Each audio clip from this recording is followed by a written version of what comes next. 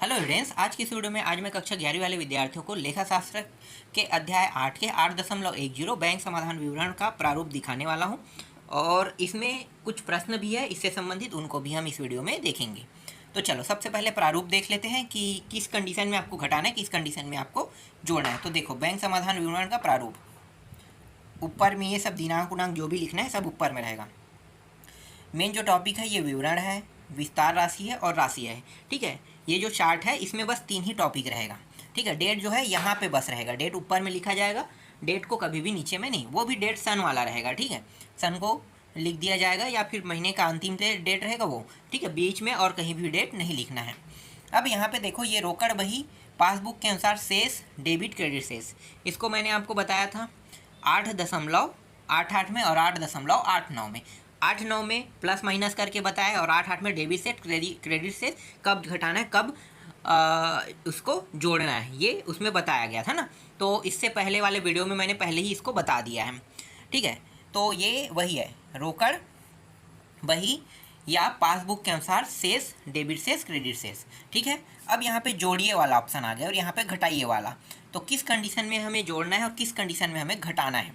ठीक है, देखो, जब हमें पैसा प्राप्त होता है तो हमें उसे किस में लेना है, जोड़ने में लेना है। और जब हम किसी को पैसा देते हैं या हमारे जेब से पैसा जाता है किसी कारणवश भी हो, तो वो क्या होगा, घटाने में जाएगा। ठीक है, यही इसका नियम है। जो 8.8 है ना और 8.9 है, वो दोनों यही चीज़ प्रूव करके बता रहा है। तो मैं यहाँ पे डायरेक्ट बता रहा हूँ, आपको उनको देखने की ज़रूरत नहीं है 8.8 और 8.9 को।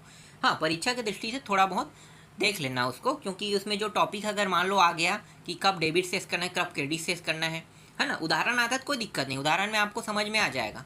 लेकिन थ्योरिकल अगर आता है तो थ्योरिकल के हिसाब से आपको उसको थोड़ा बहुत पढ़ के याद रखना है।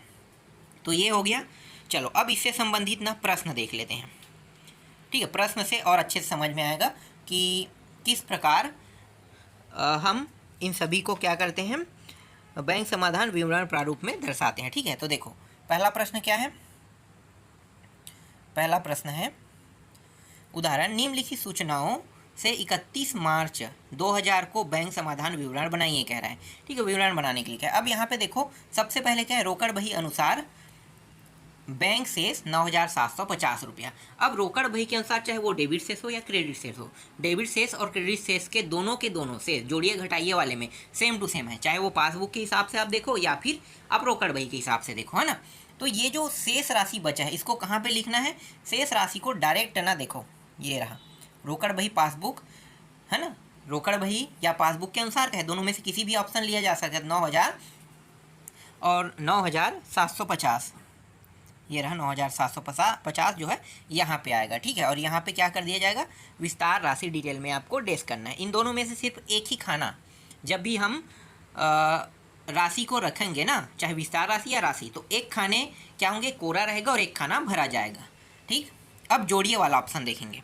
तो जोड़िए वाला ऑप्शन देखेंगे तो देखो, 25 मार्च को 500 रुपये का एक चेक बैंक में जमा किया गया, जिसका संग्रहण 2 अप्रैल को हुआ। ठीक है, बैंक में जमा किया गया है जिसका संग्रहण कितने कब हुआ, 2 अप्रैल को। मतलब निर्गमित को क्या मतलब, इसका कहने का मतलब है कि वो प्राप्त हो रहा है ना। ठीक है, चेक प्राप्त हो रहा है। ठीक है, तो ये कहाँ पे चला जाएगा, ये जो है ये चला जाएगा प्लस में चला जाएगा। ठीक है, ये कहाँ पे चला जाएगा, प्लस में चला जाएगा। ठीक है, प्लस में हम इसे ले लेंगे, जो निर्गमित चेक जो है भुगतान के लिए प्रस्तुत नहीं किया है ना, नहीं हुआ है। ठीक, पहला एक काम करते, पहले इसको पढ़ लेते हैं, इसके बाद मैं आपको बताऊंगा। ऐसे में क्या होगा, आपको समझ में नहीं आएगा, ये गलत हो जाएगा ना, क्योंकि यहाँ पे जो टॉपिक समझा रहा हूँ वहाँ पे मैच नहीं होगा तो गलत हो जाएगा। ठीक है, इसके बाद देखो यहाँ पे ध्यान देना ना, चेक का एक बार जिक्र हुआ है, चेक। ठीक है, संग्रहण 2 अप्रैल को हुआ कह रहा है, मतलब इसको 25 मार्च को मिला और 2 अप्रैल को संग्रहण हुआ। ठीक है, आगे देखो, 26 मार्च को विजय को जारी किया गया 1,000 रुपये का चेक भुगतान हेतु 4 अप्रैल को प्रस्तुत किया कह रहा है, 4 अप्रैल को प्रस्तुत कर रहा है। और ये भी कब प्राप्त हुआ था, 26 मार्च को, है ना, तो 26 मार्च को प्राप्त हुआ था और 4 अप्रैल को प्रस्तुत हुआ कह रहा है। ठीक, इसके बाद देखो यहाँ पे चौथा जो टॉपिक है उसको, एक ग्राहक ने 400 रुपये सीधे बैंक में जमा किए, जिसकी सूचना 5 अप्रैल को प्राप्त हुई कह रहे हैं। यहाँ पे डेट से हमें कोई लेना देना नहीं है ना, हालांकि डेट यहाँ पे बताया गया है, डेट ऊपर में बस लिखना है जो भी रहेगा ना, मार्च का जो यहाँ पे देखो ये वाला डेट है यही बस लिखना है, ठीक। इसके बाद देखो बैंक ने 700 रुपये का बीमा प्रीमियम के लिए दिए जिसका लेखा रोकड़ बही में नहीं किया गया। जिसका लेखा कहाँ पे नहीं किया गया, रोकड़ बही में नहीं किया गया। तो देखो यहाँ पे चेक के द्वारा है ना, एक बार जिक्र हो गया है चेक, ध्यान देना, एक बार चेक का जिक्र हुआ है, एक बार सीधा ग्राहक से है ना, एक और बार हुआ है चेक का, लेकिन 2 बार जो है चेक का उपयोग करेंगे, एक बार ग्राहक का और एक बार बीमा प्रीमियम, मतलब 4 ऑप्शन रहेगा है ना। तो 4 ऑप्शन लेना है हमें। तो देखो जब बैंक समाधान विवरण बनाएंगे तो देखो यहाँ पे जो डेट है वहाँ पे उसको लिखेंगे, और रोकड़ बही के अनुसार देखो 9,750 रुपये मैंने बताया था ना, तो 9,750 रुपये जो शेष है यहाँ पे लिख दिया जाएगा। तो ये हो गया, ठीक है। इसके बाद जोड़ते हैं, तो जोड़ने वाला टॉपिक देखो, यह निर्गमित चेक जो भुगतान हेतु प्रस्तुत नहीं हुआ है। तो भुगतान हेतु प्रस्तुत नहीं हुआ है, कितने का चेक प्रस्तुत नहीं हुआ है, 1,000 का जो चेक है वो भुगतान के लिए प्रस्तुत नहीं हुआ है। तो अभी हम सिर्फ जोड़ने वाले टॉपिक ले रहे हैं ना, जो प्लस है, उन चारों में से जो प्लस होगा उसको बस प्लस करेंगे, ठीक है। और इसको और अच्छे से अगर देखना है तो देखना 8.8 में डेबिट सेस क्रेडिट सेस में जाना, ये सेम टू सेम लिखा आपको मिल जाएगा, ठीक है। अब ग्राहक द्वारा बैंक में किया गया सीधा भुगतान, ठीक है, पैसा मिल रहा है ना, सीधा भुगतान हो रहा है। तो देखो 400 रुपये, ठीक है, तो 400 रुपये। अब इनको प्लस कर दो, तो इन दोनों को प्लस करें कितना होगा, 1,000 प्लस 400 कितना हो जाएगा, 1,400, ठीक है। तो ये आ जाएगा राशि के लाइन में, टोटल होके हो गया 1,400 रुपया, ठीक है। अब ये 9,000 प्लस 9,750 प्लस 1,400 को जोड़ेंगे तो कितना होगा, 11,150। तो 11,150 रुपया हमें ये प्राप्त हो गया जोड़ने वाले टॉपिक से, ठीक है। जोड़ने वाला टॉपिक क्लियर हो गया। ग्राहक द्वारा डायरेक्ट भुगतान भी था ना, सीधा भुगतान, तो 2 बार मैंने चेक का जिक्र किया है, एक बार यहाँ पे हो गया चेक का और एक बार यहाँ पे होगा चेक का, ठीक है। ग्राहक द्वारा भुगतान का एक बार जिक्र हुआ है, बीमा वाला यहाँ पे।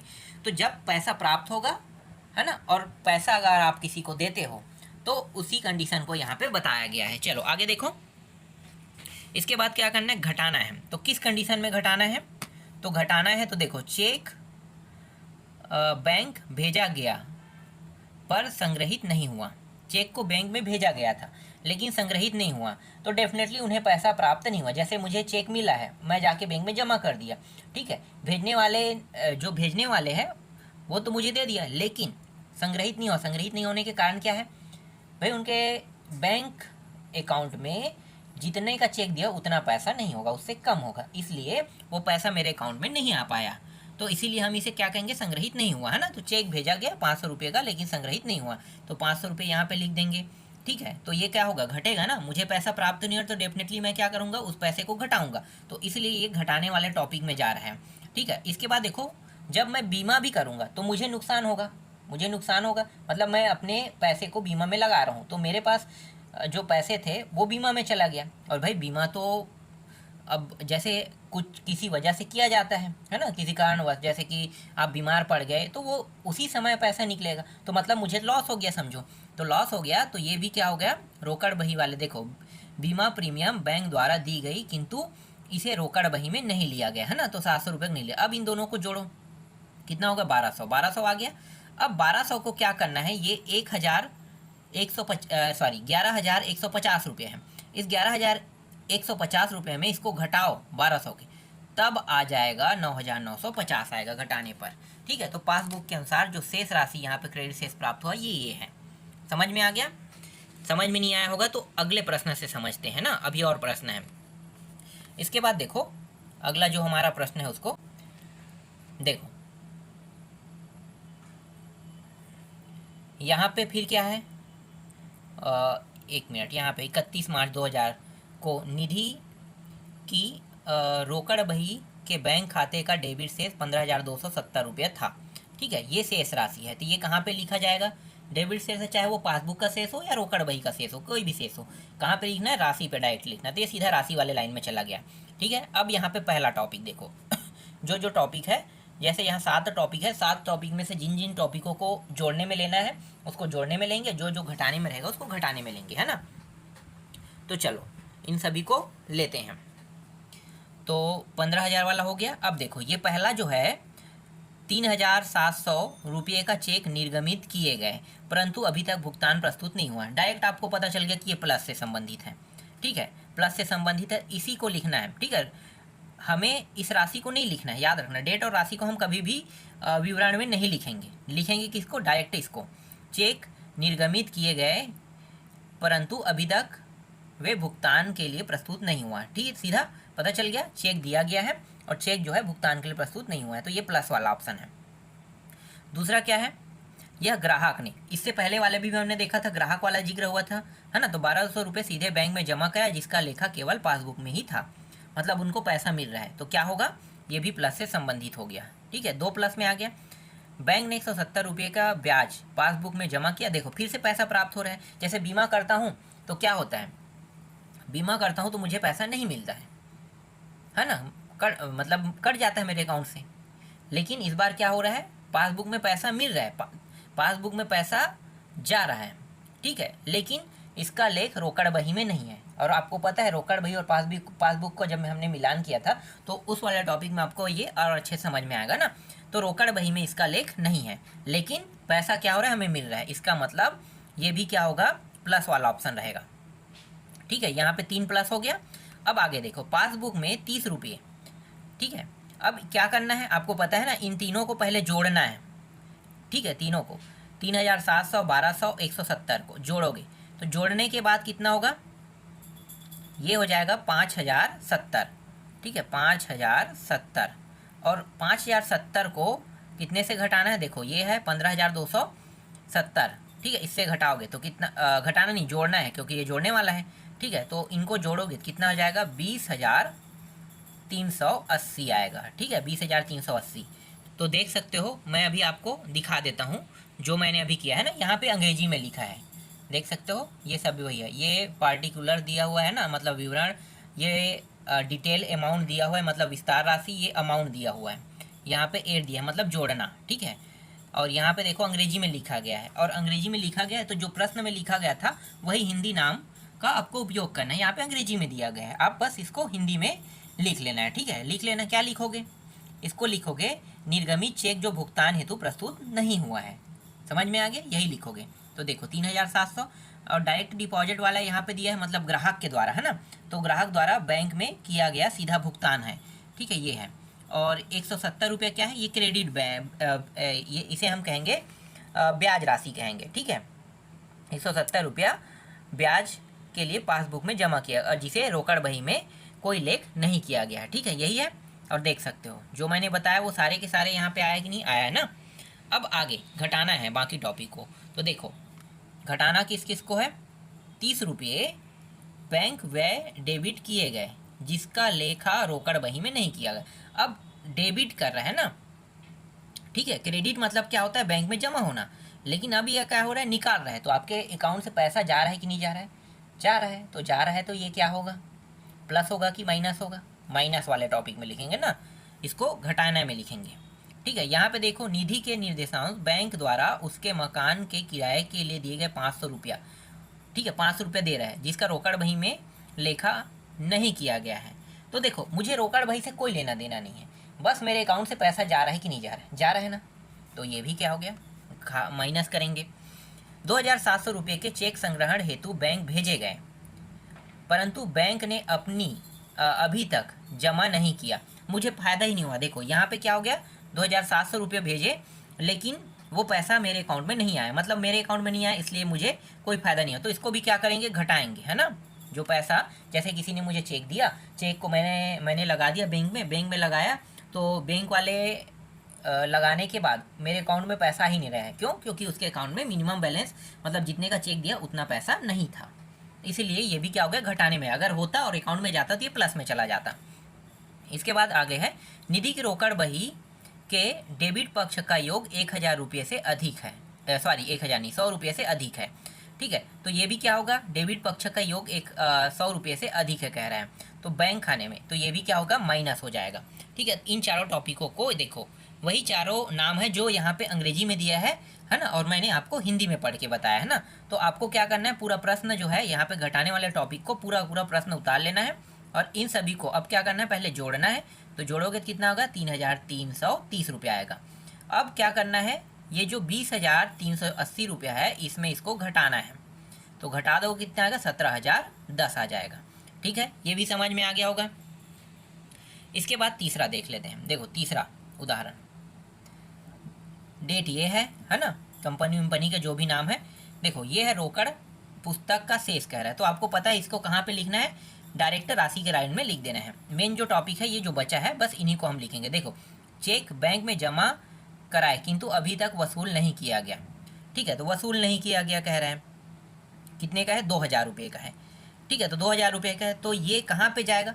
अब आपको ये समझ में आ गया होगा कि अगर कोई पैसा वसूल नहीं होता है तो किस कारण वसूल नहीं होता है। अगर आपने जमा किया तो आपको पता चल गया ना कि उसके बैंक अकाउंट में जो राशि होना चाहिए, जितने का चेक दिया उतना नहीं है, इसलिए ये वसूल नहीं हुआ।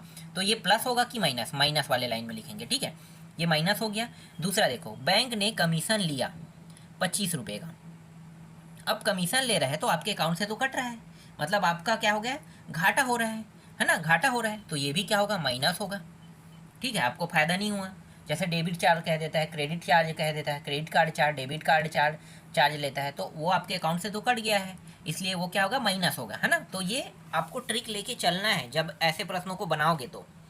ठीक है, जो आपने 8.8 और 8.9 में पढ़ा है ना, उसका एकदम सिंपल और सटीक तरीका मैं बता रहा हूँ कि किस तरीके से आपको इसको प्लस करना है जब आप इस तरीके का चार्ट बनाओगे तो, और कब माइनस करना है, ये मैं आपको सटीक तरीके से बता रहा हूँ। उसको देखने की जरूरत नहीं, पढ़ने की जरूरत नहीं है। हाँ, उससे प्रश्न अगर आ सकता है तो थोड़ा बहुत देख लेना, कुछ कुछ टॉपिकों को एक थोड़ा बहुत याद रख लेना। ठीक है, अब आगे देखो, ये है तीसरा, बैंक ने कमीशन लिया, हो गया नहीं, ये तो हो गया। आगे देखो, ये है चौथा, बैंक ने जमा धनराशि पर ब्याज दिया, 500 रुपये का ब्याज दे रहा है। ठीक है, कहाँ पे लिखना है बताओ मुझे, 500 रुपये का ब्याज दे रहा है तो मुझे फ़ायदा हुआ कि नुकसान हुआ, पहले ये बताओ। डेफिनेटली फ़ायदा हुआ है ना, मुझे फ़ायदा हो रहा है, तो ये क्या होगा, ये प्लस हो जाएगा। ठीक है, ये प्लस वाले लाइन में लिखेंगे। फिर बैंक ने बीमा की किस्त का भुगतान किया, भाई 800 रुपये मेरे अकाउंट से काट दिया बीमा के रूप में, तो ये क्या हो गया, नुकसान हुआ ना, माइनस लिखो। चेक ग्राहक को दिए किंतु 2 अगस्त 2006 तक बैंक में भुगतान के लिए प्रस्तुत नहीं हुए कह रहे हैं। तो प्रस्तुत नहीं हुआ, चेक तो दिया है ना लेकिन भुगतान के लिए नहीं हुआ है। तो इसका मतलब ये नहीं है, ये ध्यान देना, इसका मतलब ये बिल्कुल नहीं होगा कि आपको पैसा नहीं मिला है, आपको चेक मिला है, आपने चेक को बैंक में नहीं लगाया, है ना। बैंक में जब लगाओगे तभी भुगतान होगा। ठीक है, तो बैंक में लगाया नहीं है, तो इसका मतलब ये है कि आपको चेक मिल गया है, भले आपने लगाया हो कि ना लगाया हो, लेकिन चेक मिला है, तो वो पैसा भी क्या होगा, प्लस होगा, है ना। और यहाँ पे स्पष्ट बता दिया, देखो चेक बैंक में जमा कराया किंतु वसूल नहीं किया गया, ये अलग होता है, और बैंक चेक मिलना अलग होता है। ठीक है, ये डायरेक्ट चेक को बैंक में लगाया लेकिन वसूल नहीं हुआ। लेकिन ये लास्ट टॉपिक क्या कह रहा है, बैंक आपको चेक मिला है ना, लेकिन आपने भुगतान के लिए प्रस्तुत नहीं किया है। तो भुगतान के लिए प्रस्तुत नहीं किया है, इसका मतलब ये है कि ये प्लस होगा। आगे जो प्रक्रिया होगा, इस जैसे होने के लिए बैंक में इसको जमा करना पड़ेगा, है ना, इस जैसा होने के लिए बैंक में जमा करना होगा। तो जमा नहीं किया, लेकिन यहाँ पे चेक तो मिला है ना, तो प्लस होगा, ये याद रखना। ठीक है, कब प्लस होगा कब माइनस होगा। तो देखो 2 बार बस यहाँ पे प्लस का जिक्र हुआ है, राशि देख सकते हो, एक कौन सा है, 500 रुपये का है और 1,000 रुपये का है। बाकी जो यहाँ पे 2,025 और 800 रुपये क्या होगा, घटाने वाले चीज़ में जाएगा। तो चलो देखते हैं वैसा हुआ है कि नहीं। ठीक है, यहाँ पे अंग्रेजी में दिया है पूरा का पूरा, आप हिंदी में, आपको हिंदी में लिख लेना है। ठीक है, मैंने वहाँ पे पढ़ के भी बता दिया। देखो बैंक बैलेंस पर कैश, है ना, जो शेष राशि वही है, 10,000 रुपये था। ठीक है, ये 10,000 रुपये देख सकते हो। ठीक है, इसके बाद देखो ये चेक वाला वही है, 1,000 रुपये जो मैंने बताया था ना छठवां टॉपिक में। ठीक है, तो 1,000 रुपये का है। देखो इंटरेस्ट, यहाँ पे अगला जो है, बैंक में जमा धनराशि पर ब्याज दिया, तो 500 रुपये का ब्याज मिला। ठीक है, दोनों मिल के 1,500 हुआ, 1,500 यहाँ पे लिखेंगे, और 1,500 और इन दोनों को जोड़ेंगे तो कितना हो जाएगा, 1,500 और इन दोनों को जोड़ेंगे तो 11,000, 10,000 और 15 जोड़ेंगे तो 11,500 हो जाएगा ना। अब देखो जो मैंने क्या कहा था, एक मिनट, है ना, जो यहाँ पे दिए हुए टॉपिक है, जिनको मैं घटाने में कहा था देख सकते हो, 2500 800 मैंने बताया था ना, तो वही राशि यहाँ पे आ गया। इन सभी को जोड़ोगे तो कितना होगा, 2025 और 800 को 2825 रुपया होगा। अब इसको घटा दो 11500 में, तो कितना आ जाएगा, 11500 में घटाओगे तो 8675 रुपया आ जाएगा। ठीक है, यहाँ पे जो नाम दिया है ये अंग्रेजी में दिया है, देख सकते हो, है ना।